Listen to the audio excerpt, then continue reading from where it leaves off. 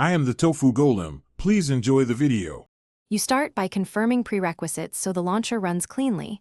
Check your OS version and admin rights, and update any pending system packages. Once done, install the launcher package and accept the permissions it requests. This ensures required modules load. Next, set default paths and a quick access folder so your common apps appear immediately. Make sure to enable auto start only if you want it at login. These first steps get the launcher ready and prevent avoidable errors later. Now configure how the launcher behaves and looks.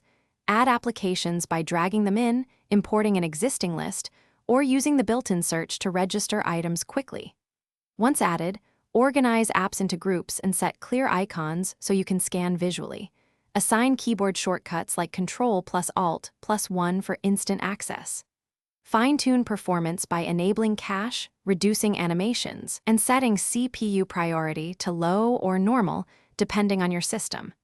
These middle steps balance speed with a tailored workflow. Finish by validating everything. Test quick launch keys, run searches to confirm indexing, and open groups to verify app placement. After you confirm the launcher works, save or export your settings and enable sync if you use multiple devices so configurations stay consistent. If something goes wrong, try the key troubleshooting sequence.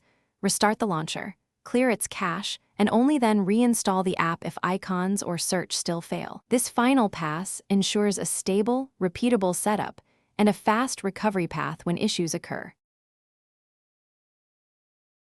Thanks for watching. Consider subscribing if we helped you today.